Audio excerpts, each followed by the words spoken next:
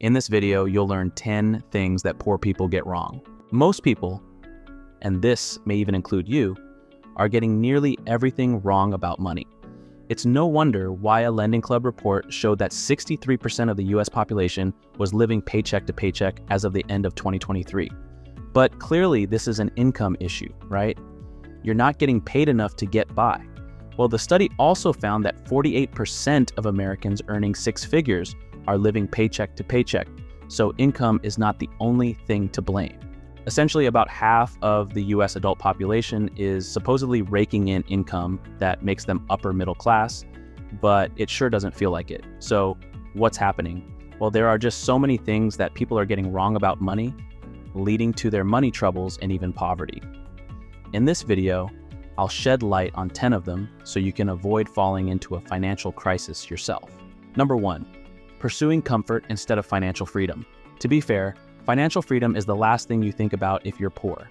At that point, you crave a sense of financial comfort, nothing more, and that's the problem. See, if you are always pursuing comfort, you undermine your ability to become wealthy because these two concepts fall on the opposite ends of the spectrum.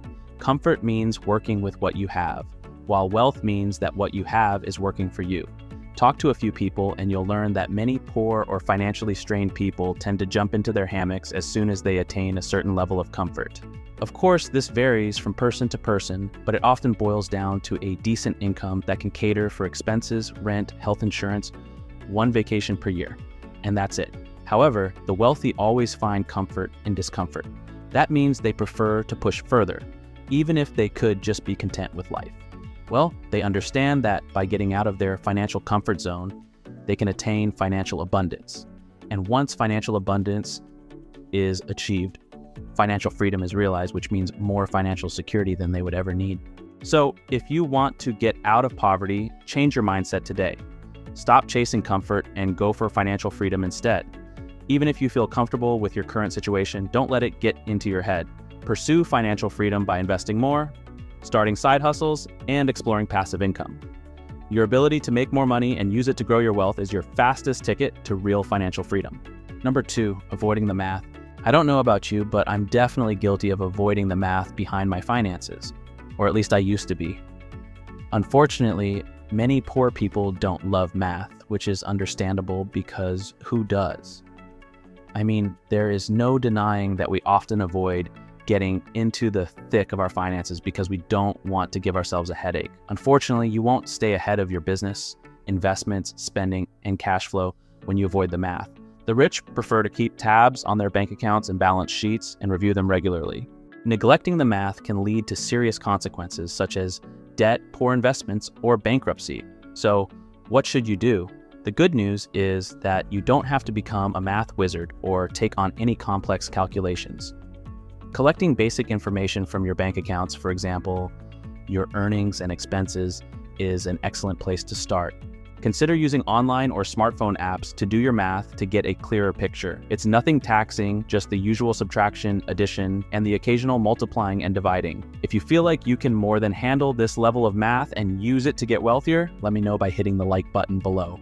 Number 3, failing to make adjustments. Another thing most poor people fail to do is to rethink their money habits after a life-changing event. That's right, life is life, and it throws everything at you, small and big. When this happens, it's important for you to make adjustments in your life, and yes, this includes your finances at times.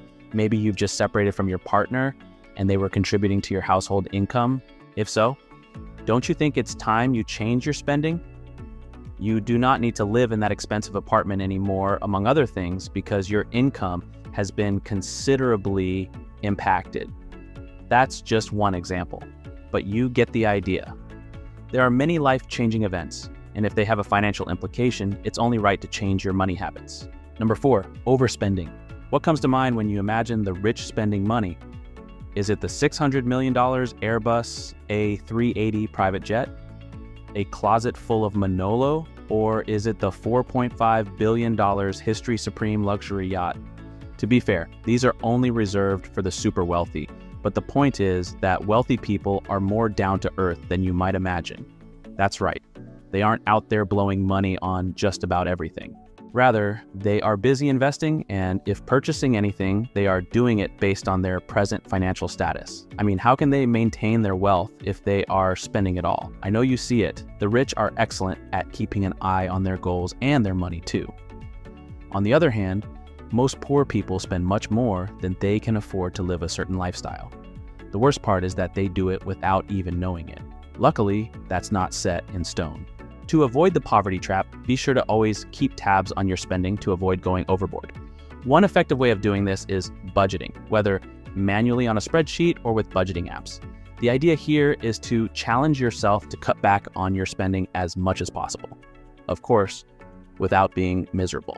One way to budget in just a few minutes a month is to use the split budget. This involves creating a divide between your spending and savings goals and spending accordingly. For instance, if you make $3,000 after tax and want to save 10%, then you can spend the other 90% or $2,700 on wants and needs. By following this budget, as long as you don't go over $2,700, you're guaranteed to be saving money and avoiding the mistake that so many poor people make. And if you want other game-changing savings tips, make sure you subscribe to the channel, as I'll be sharing more in upcoming videos. Number 5, not paying themselves first. And what does that mean? Well, paying yourself first is the practice of allocating a specific portion of your paycheck to yourself, so you can save and invest in things that add more value to you. Essentially, immediately after your check lands, you deduct that amount even before the bills or other expenses. This can be done in one of two ways. The first is by allowing your paychecks to come in and then deliberately transferring some of that money into a savings or investment account so that you ensure it's not spent. What you can also do is set up automated savings deductions with your employer. In this case, you can have part of your pay automatically redirected into a savings account. This means that you avoid the spending temptation and save yourself time. This is quite the savings hack if you ask me. Number 6, wasting money on fees. Many poor people undermine their financial progress by wasting a significant portion of their paycheck on fees. That's right. It's really difficult to grow your wealth if overdraft fees and missed payments are attending the party. Wealthy people understand this, which explains why they try hard to safeguard their wealth by paying their bills on time, avoiding high-interest credit cards, and refraining from issuing bouncing checks. For those who invest, fees can also be a problem.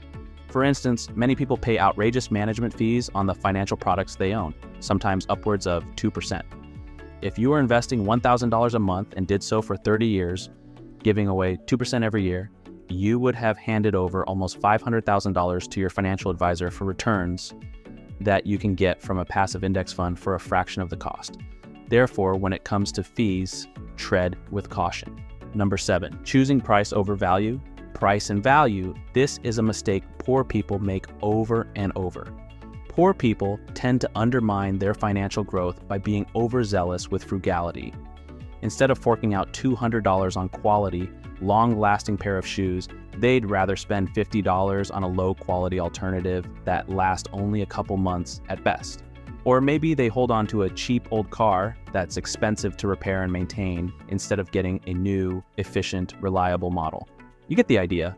But while there's no issue with wanting to get the most out of your money, it's likely better to emulate what the wealthy do. And what is that? You'll always catch most rich people comparing the price of something to its long-term value. They understand that the cheapest route does not always equate to value. Number 8, making too little of it. You heard right. Making too little money is one of the things most people struggle with and ultimately get wrong with money. See, saving and cutting back on your expenditure can only get you so far when it comes to building wealth. Why is that? Well, there is only so much you can save, and beyond that you can't save anymore. The same goes for spending. But do you know what has no limit? You guessed right, the money you can bring in. No matter what, you can always bring more cash into your account. So why not do it and take a better approach to improving your finances? The best part is that to make more money, you don't have to do anything drastic or unscrupulous. You could start a business on the side, find a better paying job, start a side hustle. The options are endless. Just soul search to discover one other thing you can do to earn more. Then a few times a year, repeat the process to find more ideas. It'd be great if you could set yourself up to earn at least $100,000 a year, and I believe that this is more than achievable for anyone watching this video, even you. Number 9, spending too much on housing. Are you spending too much on rent? If you are, then you are getting it all wrong. Spending too much on rent or a mortgage is behind most poor people's financial struggles. Ever heard of the term house poor? Well, it refers to people who spend a huge part of their incomes on either their rent or mortgage payments. If you want to avoid being house poor yourself, aim to keep your housing costs below 30% of your take-home pay. I know cost of living is extremely expensive right now, so if 30% isn't achievable, your best bets are downsizing or striving to make more like we just talked about. Number 10, failing to separate wants from needs. Another thing the poor get wrong about money is failing to distinguish between wants and needs. That's right. Do you find yourself using the word need for every purchase? If yes, you need to stop. The next time you go shopping, try asking yourself whether you actually need or want something. Saying you need everything causes you to believe that you need to spend your money. So, do you need that brand new car or iPhone, or do you just want it? One way to separate wants and needs is to undertake a spending challenge. Besides food, housing, and utilities, eliminate all other costs for a month.